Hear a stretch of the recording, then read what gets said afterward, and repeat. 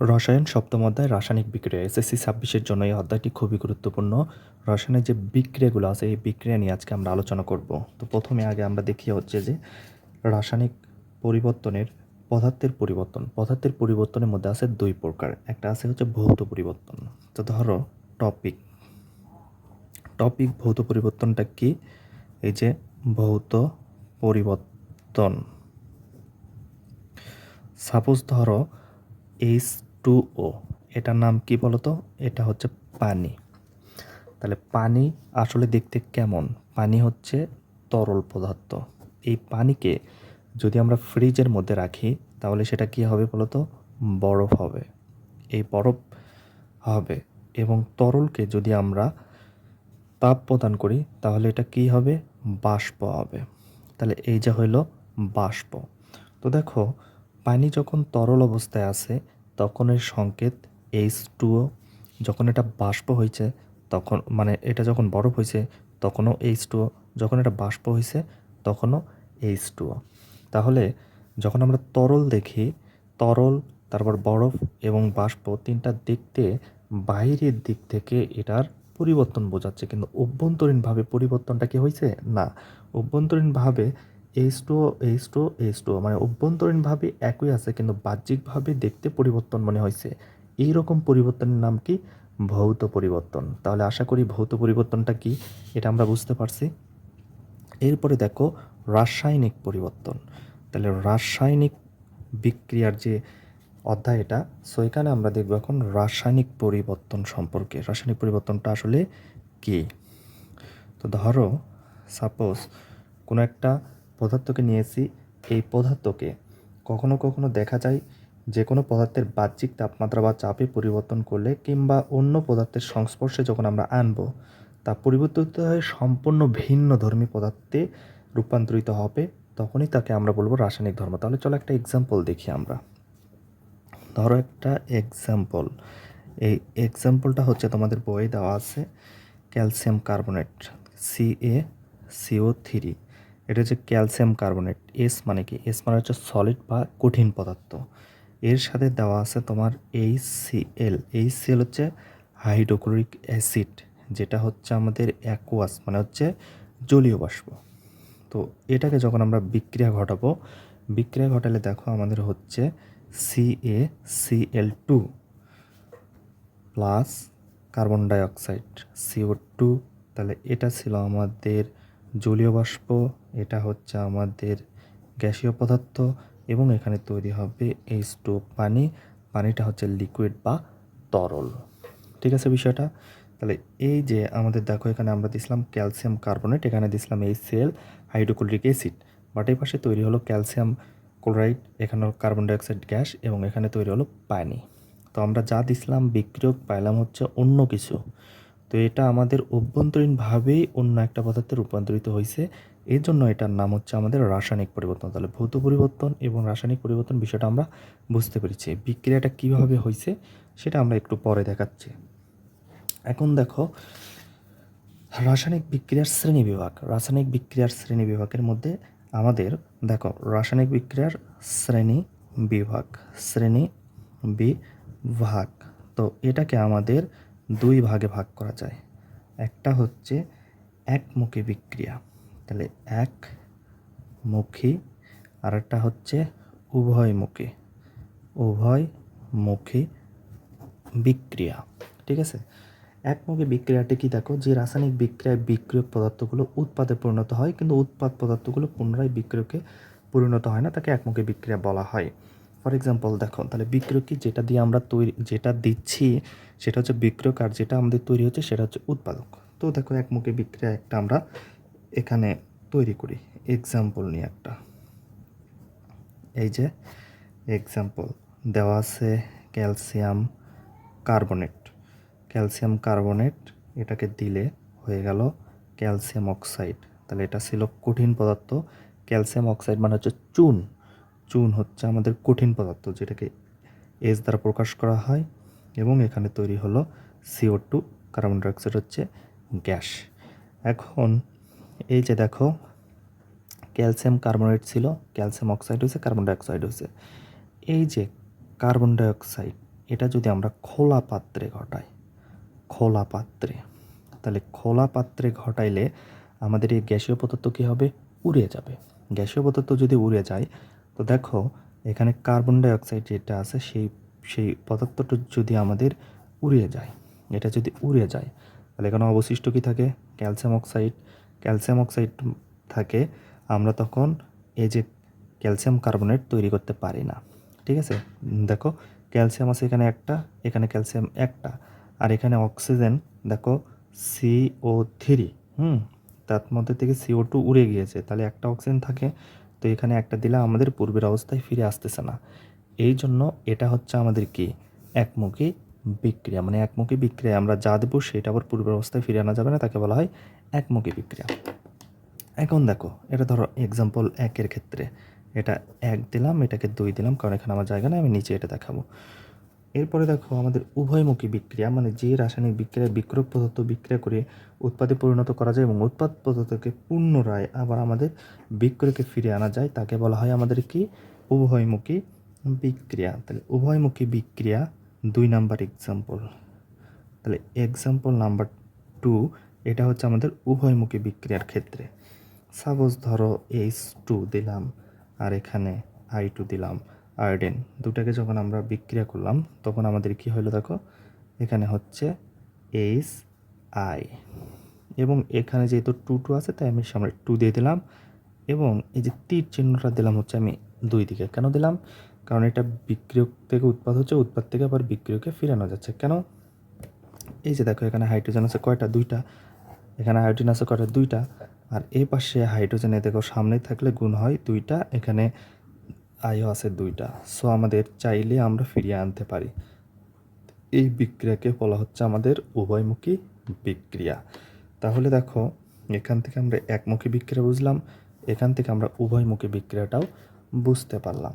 এরপরে আমরা দেখব হচ্ছে যে রাসায়নিক বিক্রিয়ায় তাপের পরিবর্তন। তাপ প্রয়োগ করলে আমাদের রাসায়নিক বিক্রিয়ার কী কী পরিবর্তন হয়, সেই পরিবর্তনগুলো আমরা দেখব। তাহলে তাপ প্রয়োগের ফলে এখানে বিক্রিয়া 2 ভাগে বিভক্ত হয়। তাহলে দেখো একটা হচ্ছে রাসায়নিক বিক্রিয়ায় তাপের পরিবর্তন। এই যে তাপের পরিবর্তন, তাপের পরিবর্তনের মধ্যে আছে 2 প্রকার। একটা আছে আমাদের তাপ উৎপাদী বিক্রিয়া, অপরটা হচ্ছে তাপহারী বিক্রিয়া। তো দেখো আমরা তাপ উৎপাদী বিক্রিয়া এবং তাপহারী বিক্রিয়াটা একটু দেখার চেষ্টা করি।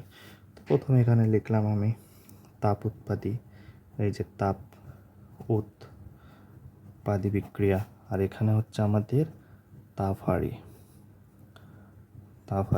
ঠিক আছে, তাহলে তাপ উৎপাদী বিক্রিয়া এবং তাপহারী বিক্রিয়া। তাপ উৎপাদীটা কি সেইটা এখন আমরা একটু দেখার চেষ্টা করি। দেখো এই জিনিসটা তোমাদেরকে একটু আমি বই থেকে দেখাই, তাহলে বুঝতে পারবো খুব সহজে।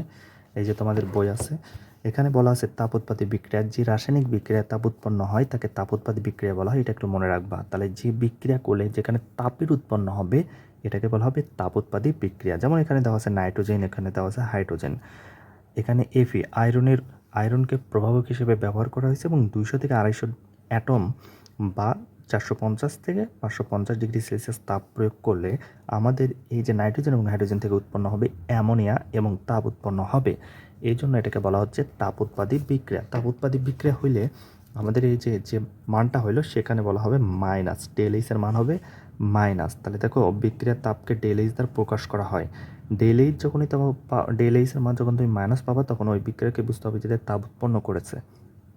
আর যদি আমাদের প্লাস হয় তাহলে বুঝতে হবে যে এটা তাপহারী, মানে এখানে তাপটা শোষণ, মানে তাপ শোষী হয়েছে। তাহলে দেখো এরপরে আমরা দেখি তাপহারী, যে রাসায়নিক বিক্রিয়া তাপ শক্তির শোষণ ঘটে সেই রাসায়নিক বিক্রিয়াকে তাপহারী বিক্রিয়া বলা হয় বা তাপশোষী বিক্রিয়া বলা হয়। এই যে এখানে দেওয়া আছে নাইট্রোজেন এবং অক্সিজেন যখন আমরা কম্বাইন করে দিব 180 কিলোজুল দিলে এখানে আমাদের 2 নাইট্রো অক্সাইড হয়ে যাচ্ছে এবং এখানে হচ্ছে প্লাস, তার মানে এটা কি? তাপ হারিয়ে গেছে, এই জন্য এটাকে বলা হয় তাপহারী বিক্রিয়া। তো এগুলো তোমরা একটু জাস্ট দেখে নেবা, এগুলো জরুরি। এরপরে আমরা দেখব হচ্ছে যে ইলেকট্রন স্থানান্তর। ইলেকট্রন স্থানান্তরের উপরে ভিত্তি করে 2 ভাগে ভাগ করা হয়। একটা হচ্ছে আমাদের রেডক্স আর একটা হচ্ছে নন রেডক্স, মানে হচ্ছে জারণ এবং বিজারণ বিক্রিয়া। এই জারণ বিজারণটা আমাদের জন্য মোস্ট ইম্পর্টেন্ট। এখন চলো আমরা জারণ বিজারণটা আসলে কি সেটা একটু দেখার চেষ্টা করি। দেখো আমাদের হচ্ছে এখন জারণ বিজারণের যেটা বলা হচ্ছে ইলেকট্রনের স্থানান্তর। এই যে ইলেকট্রনের স্থানান্তরের উপর ভিত্তি করে। তাহলে এই যে স্থানান্তর, এই স্থানান্তরের উপর ভিত্তি করে এটাকে দুই ভাগে ভাগ করা হয়। একটার নাম হচ্ছে আমাদের জারণ, অপরটার নাম হচ্ছে বিজারণ। তাহলে জারণটা আসলে কি? জারণ হচ্ছে ইলেকট্রন ত্যাগ করবে। কি করবে? ইলেকট্রন ত্যাগের মাধ্যমে যে বিক্রিয়া গঠিত হয় তাকে বলা হয় জারণ বিক্রিয়া। আর যেখানে ইলেকট্রনটা কি করবে? গ্রহণ করবে। এই যে ই মাইনাস মানে ইলেকট্রন গ্রহণ করে তাকে বলা হয় আমাদের বিজারণ। তাহলে জারণ হচ্ছে কি? ইলেকট্রন ত্যাগ করবে, আর বিজারণ হচ্ছে ইলেকট্রন গ্রহণ করবে। এই জন্য বলা হয়েছে ইলেকট্রনের স্থানান্তরের উপর ডিপেন্ড করে, যেখানে ত্যাগ করে এবং গ্রহণ করে, এইটাই হচ্ছে আমাদের সেই জারণ এবং বিজারণ বিক্রিয়া। ওকে, আচ্ছা, এরপরে এখন দেখো আমাদের যা জানতে হবে, জারণ বিজারণ নির্ণয় করা এখান থেকে দেয়, এসএসসি লেভেলে অ্যাভেলেবেল আসে। তো জারণ বিজারণ নির্ণয় করার জন্য তোমাকে এই যে এখানে বই একটা ছক দেওয়া আছে, যেখানে জারণ সংখ্যার নিয়ম আছে। ধাতু সময়ের জারণ সংখ্যা ধনাত্মক এবং অধাতু সময়ের জারণ সংখ্যা ঋণাত্মক। ধাতুগুলো কোনগুলা? যেমন গ্রুপ পর্যায় সারণী গ্রুপ 1-এর হাইড্রোজেন ব্যতীত যেগুলো মৌল আছে তাকে বলা হয় ধাতু। হ্যাঁ, এরকম করে ক্ষার ধাতু, মৃৎ ধাতু, এভাবে ধাতু আছে এবং অধাতু আছে। এগুলো জারণ সংখ্যা। তো যৌগের সঙ্গে দেখো এখানে দেওয়া আছে সোডিয়াম ক্লোরাইড। তো মৌল ও জারণ সংখ্যা, যেমন সোডিয়াম হচ্ছে +1, ক্লোরিন হচ্ছে -1। এই যে মানগুলো তোমাকে মুখস্থ রাখতে হবে, তাহলে আমরা এখান থেকে জারণ সংখ্যা খুব সহজে বের করতে পারবো। এবং এখানে কিছু নিয়ম দেওয়া আছে যে জারণ সংখ্যা বের করার জন্য তোমাকে প্রথমত যেটা বের করব সেটাকে আমাদের ধরে নিতে হবে এক্স। চলো আমরা একটা জারণ সংখ্যা নির্ণয় করি। বইয়ে যেটা দেওয়া আছে সেটা আমরা একটু দেখার চেষ্টা করি। তাহলে এই নিয়ম যদি তুমি পড়ো তাহলে তো এখান থেকে খুব সহজে বের করতে পারবা। যেমন এখানে দেওয়া আছে সালফিউরিক অ্যাসিডের জারণ সংখ্যা, সালফিউরিক অ্যাসিডে এসের জারণ সংখ্যা নির্ণয় করো। তাহলে সালফিউরিক অ্যাসিডের সংকেতটা লিখি। এক্সাম্পল ধরো এখানে দেওয়া আছে H2SO4। এর মধ্যে আমাদের এই যে সালফিউরিক অ্যাসিড যেটা আছে, এর মধ্যে সালফিউরিক অ্যাসিডের মধ্যে এসের জারণ সংখ্যা বের করতে বলছে। তো এটা বের করার জন্য আমরা যা করব, প্রথমত দেখো হাইড্রোজেনের জারণ সংখ্যা আগে আমাদের মনে রাখতে হবে, মানে হাইড্রোজেন এটা ওই যে ছকের ভেতর থেকে, তাহলে হাইড্রোজেনের জারণ সংখ্যা হচ্ছে +1। তো হাইড্রোজেনের সাথে 2 এখানে আছে, তার মানে এটা কী হবে? 2 হবে গুণন। এরপরে আমরা ব্র্যাকেট দিলাম এবং পরের সংখ্যাটার সাথে এখানে হবে প্লাস। যেহেতু এস বের করব, এস মানে এটাকে ধরে নিতে হবে তখন এক্স। ওকে, তারপর হবে প্লাস। অক্সিজেনের জারণ সংখ্যা হচ্ছে -2 এবং এর সাথে গুণন অবস্থায় আছে 4, ইকুয়াল দিতে হবে 0। এখানে আমরা দিচ্ছি দেখো 2-র সাথে 1 গুণ করলে 2, মানে এটা +2, এখানে প্লাস এক্সের জায়গাতে এক্স, আর এখানে প্লাস মানে যে মাইনাস হবে, আর 4 দুগুণে কত হবে? 8, তাহলে -8 ইকুয়াল হচ্ছে 0।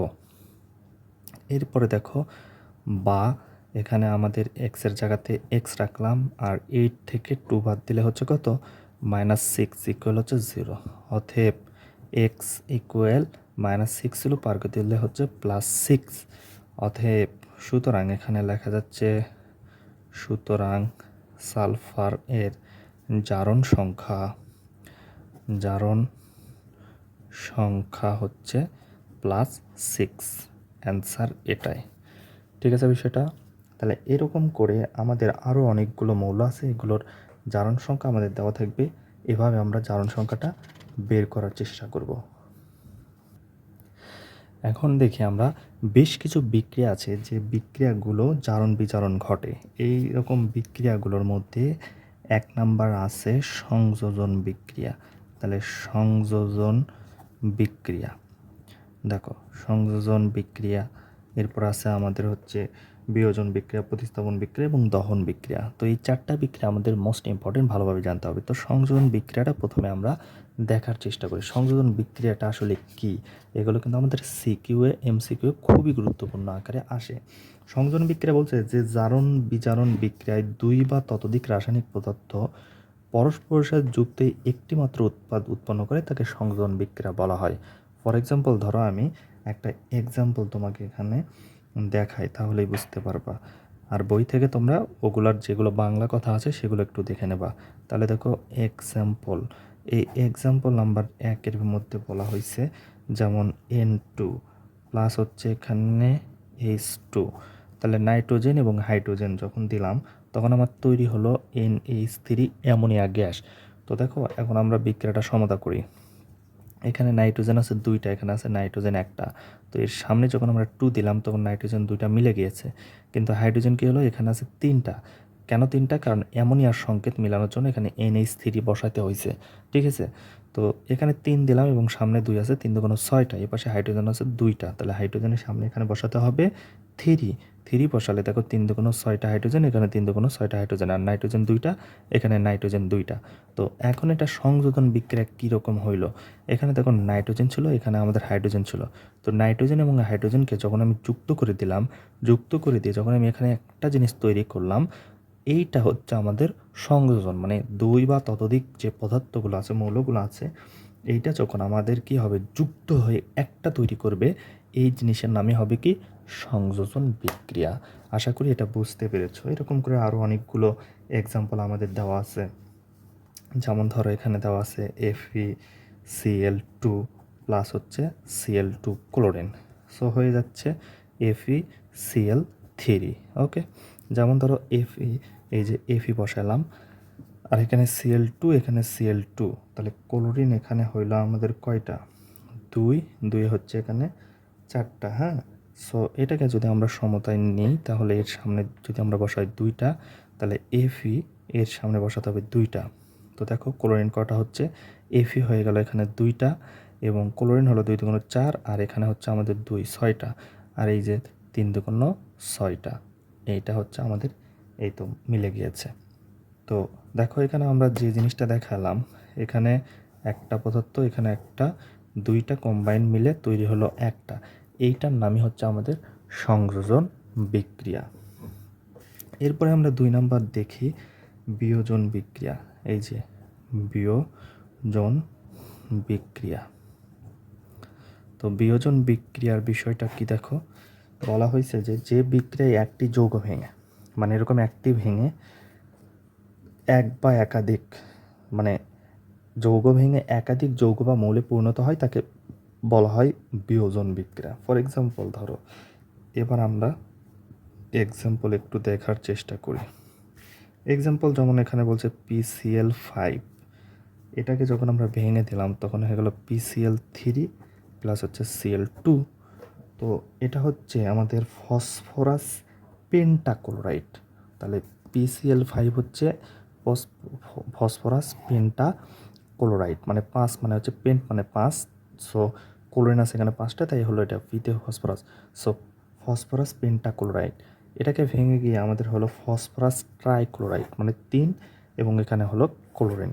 এই যে একটি ভেঙে একাধিকে পরিণত হইল, তার নাম হচ্ছে বিয়োজন। মানে বিয়োজন মানে ভেঙে যাওয়া, আর সংযোজন মানে কি, একাধিক মিলে একটা তৈরি করা। তাহলে দেখো সংযোজনেরই উল্টা জিনিসটা হচ্ছে আমাদের বিয়োজন বিক্রিয়া। এরকম করে আরও অনেকগুলো এক্সাম্পল আছে, সেগুলো তোমরা একটু দেখে নেবা। 3 নাম্বার দেখো, 3 নাম্বারটা হচ্ছে প্রতিস্থাপন বিক্রিয়া। তাহলে প্রতিস্থাপন বিক্রিয়া, একটু মনোযোগ দিয়ে এগুলো দেখার চেষ্টা করো, তাহলে খুব সুন্দরভাবে ক্লিয়ার হয়ে যাবে। প্রতিস্থাপন মানে কি, প্রতিস্থাপন মানে একটা জিনিস ওখানে ড্যামেজ হয়ে গেছে, সেখানে আমাদেরকে রিপ্লেক্স করা বোঝায়, তাই না, প্রতিস্থাপিত করা। ফর এক্সাম্পল ধরো কোনো ব্যক্তির হাত নাই, সেই জায়গাতে হাতকে প্রতিস্থাপন করা হয়েছে কৃত্রিমভাবে, এটা প্রতিস্থাপন। তো এখানে বিক্রিয়ার ক্ষেত্রেও আমাদের ওই রকমই দেওয়া আছে, যে বলা হয়েছে কোনো অধিক সক্রিয় মৌল বা যৌগগুলো অপর কোনো কম সক্রিয় যৌগ বা মৌলসমূহকে প্রতিস্থাপন করে নতুন যৌগ উৎপন্ন করার প্রক্রিয়ার নামে হচ্ছে প্রতিস্থাপন বিক্রিয়া। যেমন ধরো এখানে এক্সাম্পল লিখে নিই আমরা। এক্সাম্পলে দেওয়া আছে জিঙ্ক, এটা তোমার H2SO4, মানে সালফিউরিক অ্যাসিডের সাথে দেওয়া হইল। তো এখন দেখো এখানে আছে জিঙ্ক। ওকে, জিঙ্ক যদি আমরা হাইড্রোজেনের জায়গাতে বসাই, এই যে জিঙ্ক আছে, সেই জিঙ্ককে যদি আমরা একটু রিপ্লেক্স করি, এই জিঙ্ককে যদি হাইড্রোজেনের জায়গাতে বসাই, তাহলে এই পাশে গিয়ে হবে কি দেখো তো, জিঙ্ক সালফেট, এবং হাইড্রোজেন আমাদের আলাদা হয়ে বসবে। এই যে আমাদের দেখো জিঙ্ক, মানে সালফিউরিক অ্যাসিডের এখানে জিঙ্কটাকে বসাই যদি, তাহলে আমাদের হয়ে গেল জিঙ্ক সালফেট, এবং হাইড্রোজেন আলাদা করে দিলে হাইড্রোজেন গ্যাস হয়ে গেল। এই রকম বিষয়টাকেই বলা হয় প্রতিস্থাপন। মানে তোমার কোনো একটা নিজস্ব জায়গাতে অপর একটা জিনিস বসিয়ে নতুন কিছু একটা তৈরি করা হয়, সেটা হচ্ছে আমাদের কি, প্রতিস্থাপন। ফর এক্সাম্পল ধরো একটা টেবিল আছে, সেই টেবিলের 4টা পাওয়া আছে, তাহলে 4টা পাওয়া দেওয়া আছে কাঠের, তার মধ্যে কোনো করে একটা পাওয়া নষ্ট হয়ে গেছে, তাহলে ওই জায়গাতে তুমি একটা বাঁশের একটা কোনো একটা পাওয়া দিলা বা খুঁটি দিলা, দিয়ে ওইটাকে তোমার রিপ্লেক্স করলা, করে যে নতুন যে নাম হইলো সেটাই হচ্ছে আমাদের একটা প্রতিস্থাপিত করা। তো বিক্রিয়ার ক্ষেত্রেও আমাদের এই রকমই প্রক্রিয়াটা এখানে দেওয়া আছে। এরপরে আমরা দেখব 4 নাম্বার হচ্ছে দহন বিক্রিয়া। দহন মানে হচ্ছে কি, আগুন রিলেটেড যে কথাটা আমরা জানি, দহন মানে কি, তাই না? তো দেখো, কোনো মৌল বা যৌগকে বাতাসে অক্সিজেনের উপস্থিতিতে পুড়িয়ে তার উপাদান মৌলের অক্সাইডে পরিণত করার প্রক্রিয়া নাম হচ্ছে দহন বিক্রিয়া। এইগুলো তোমরা একটু বই থেকে জাস্ট মানেগুলো দেখে নেবা যে আসলে সংজ্ঞাগুলো কী। তো দেখো এক্সাম্পল দেখি আমরা এটার, আমি শর্টে তোমাদেরকে মেইন থিমটা দেখিয়ে দিচ্ছি, সারাংশটা। তো ধরো এখানে দেওয়া আছে CH4 মানে মিথেন, আর এখানে হচ্ছে অক্সিজেন। এটাকে যখন তুমি দিবা তখন এখানে হয়ে যাবে কার্বন ডাইঅক্সাইড, এখানে তৈরি হবে পানি, এবং এখানে তৈরি হবে হচ্ছে তাপ। দহন বিক্রিয়ায় তাপ উৎপন্ন হবে, এবং বিক্রিয়াকে সমতা করার জন্য এখানে সামনে 2 দিতে হবে, এবং অক্সিজেন সামনে এখানে 2 দিতে হবে। কেন দিচ্ছি? তার কারণ হচ্ছে দেখো, কার্বন আছে এখানে একটা, এখানে কার্বন একটা মিলে গিয়েছে। হাইড্রোজেন আছে এখানে 4টা, বাট এখানে কি পানি তৈরি করতে হাইড্রোজেন এখানে হলো 2 দুগুণে 4টা, ঠিক আছে? এবং অক্সিজেন কত হলো 2 দুগুণে 4টা। এই যে দেখো অক্সিজেন সামনে আছে 2টা, আর এখানে আছে 2টা, এই মিলে হয়ে গেল 4টা। অক্সিজেন কীভাবে 2টা? এই যে অক্সিজেন এখানে কিছু নাই, তাহলে সামনে 2টা আর এখানে 2টা। এভাবে হচ্ছে আমাদের বিক্রিয়াটা, এটাই হলো আমাদের দহন বিক্রিয়া। এরপরে আরও কিছু বিক্রিয়াগুলো আছে, এটা আমি তোমাদেরকে নেক্সট ক্লাসে দেখাবো। আজকের ক্লাসটা এই পর্যন্ত থাকলো। যেগুলো বুঝতেছো না সেগুলো আমার কাছ থেকে আবার দেখে নেবা, এবং এগুলা এখানে যেটা দিছি এইটা নোটগুলো একটু খুব সুন্দরভাবে নোটগুলো করে নেবা। এগুলো পড়লেই তোমার জন্য এখান থেকে সিকিউ এমসিকিউ এগুলো খুব সুন্দরভাবে সমাধান করা যাবে। তাহলে ভালো থাকো, সুস্থ থাকো, দেখা হচ্ছে পরবর্তী ক্লাসে। আল্লাহ হাফেজ।